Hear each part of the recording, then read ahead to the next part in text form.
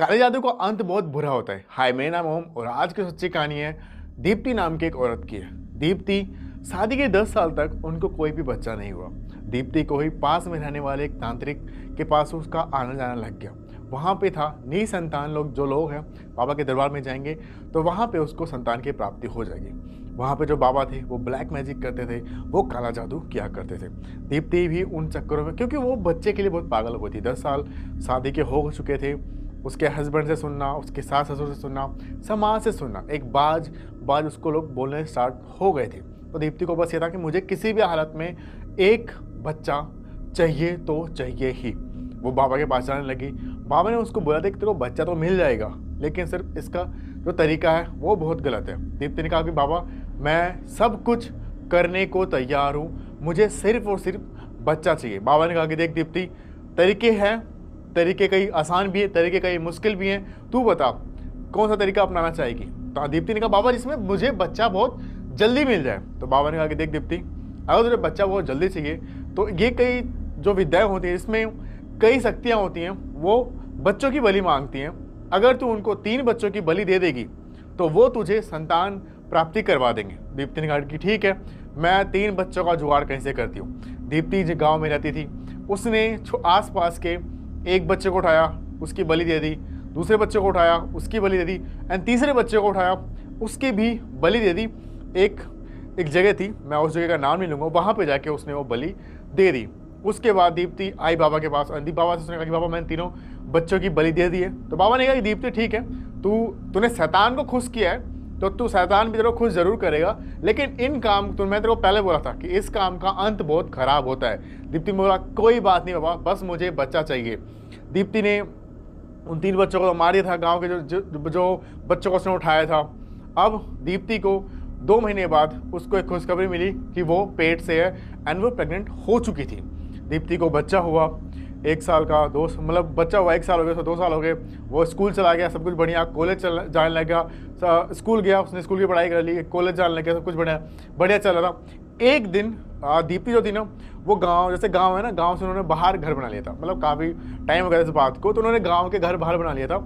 आसपास खेत थे और सिर्फ वहाँ पे दीप्ति का घर था। दीप्ति के हस्बैंड, सास ससुर भी दुनिया को छोड़ के जा चुके थे। तो सिर्फ और सिर्फ दीप्ति के घर में अब दीप्ति का एक लड़का और जिसका नाम सोनू था, एंड उसके हस्बैंड सिर्फ और सिर्फ यही रहा करते थे। जो सोनू था वो कॉलेज में पढ़ाई कर रहा था। और एक दिन क्या हुआ कि जैसे वो कॉलेज से आता है घर पे, वो अपने घर में एंटर करता है, वो घर में घुस जाता है। तो दीप्ति को जो होती है उसको सोनू को खाना देने लग जाती है। तो सोनू ने अपने रूम में जाके सो जाता है।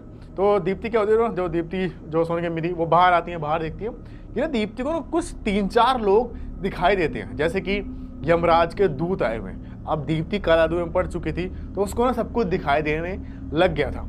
उसको लग गया था कि वो बातें कर रहे हैं कि हम ना सोनू को लेने आए हैं, इसको हम लेके जाएंगे, सब कुछ करेंगे, इसको ना आज आए हैं तो कल हम इसको लेके चले जाएंगे इस जगह से। तो दीप्ति को बहुत लग गया कि ये ना मेरे बेटे को लेने आए हैं, कल अगर ये कॉलेज के लिए निकला तो इसको ना ये लोग लेके चले जाएंगे। दीप्ति ने क्या किया, सोनू के रूम में गई, सोनू का खाना वहीं रखा, उसको ना उस रूम के अंदर ही बंद कर दिया, उसको रूम के अंदर बंद कर दिया। भाई रात हो गई, उसका मम्मी खोलो, सोनू कह रहा मम्मी गेट खोलो, मम्मी गेट खोलो। गेट क्यों नहीं खोल रहे, क्या हुआ? तो उसने बोला क्या तुझे रूम के बाहर नहीं आना, तुझे रूम के अंदर रहना है जब तक मैं तुझे बाहर आने के लिए ना बोलूँ। सोनू का मम्मी मुझे सूसू लाइक वॉशरूम जाना है, उसके लिए तो मुझे बाहर जान दो। वो लेके आती है वॉशरूम, उसको भाई कहती है तू करवा के वापस सोनू के रूम में ले आके उसको बंद कर देती है।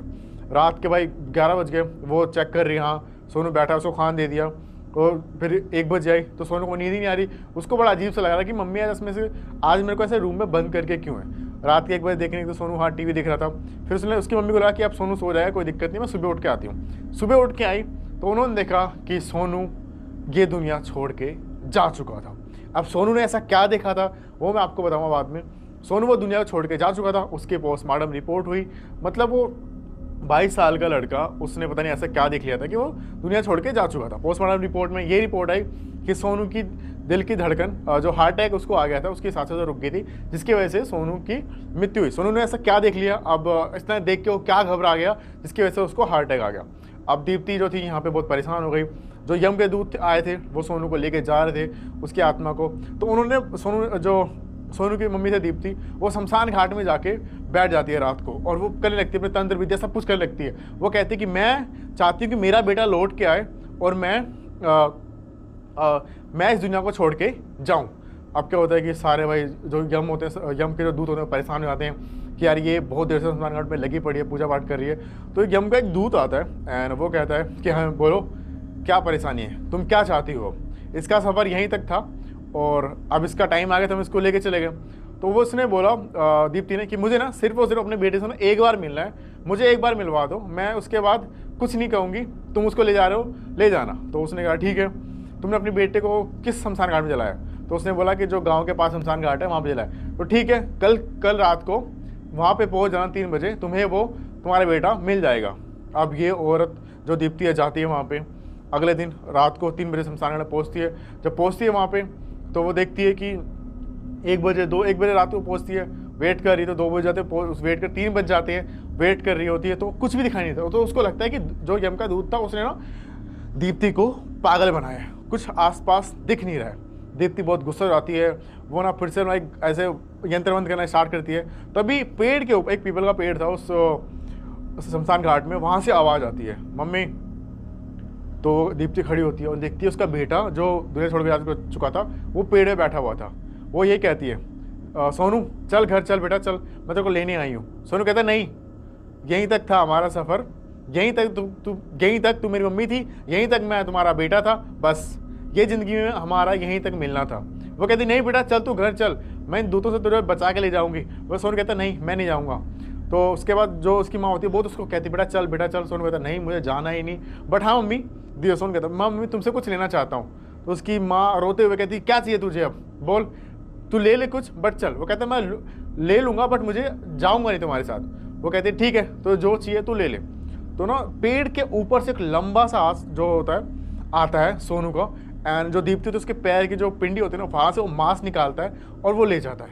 कहता है कि इस जन्म में ना तुम मेरी माँ बनी, लेकिन तुमने ना पूरा अभी अपना कर्तव्य नहीं निभाया और मैं इस दुनिया को छोड़ के जा चुका। तो ये कर्ज था जो मैं तुमसे ले लिया। उसके बाद दीप्ति अपने घर आती है एंड कहते हैं कि वो जो दीप्ति आज भी जिंदा है एंड जो वो सोनू मांस लेके गया था ना अपनी माँ के पिंडी का, मतलब पैरों का, वो आज भी वो घाव वहाँ बना हुआ है, कोई डॉक्टर भी उसको ठीक नहीं कर पाता है। तो काले जादू का नतीजा भाई आपको बच्चा तो मिल जाएगा, लेकिन आपने सभी और लोगों के बच्चे छीने तो आपका ही बच्चा आपसे भगवान छीन के ले जाएंगे। और ये कहा जाता है काला जादू में कि आप किसी के साथ बुरा कर लो, किसी का कुछ भी कर लो, लेकिन काले जादू का अंत बहुत ही खराब है। तो गाइस ऐसी और हॉरर ड्राउनी स्कैरी कहानी सुनने के लिए फॉलो करना ओम के रेडियो को। अगर आप इसको फेसबुक पे देख रहे हो, अगर आप यूट्यूब पे देख रहे हो तो सब्सक्राइब किए बिना मत जाना, इस वीडियो को शेयर करना। ऐसी और हॉन्टेड ड्राउनी कहानी सुनने के लिए सब्सक्राइब करना ओम के रेडियो में। तब तक के लिए बाय।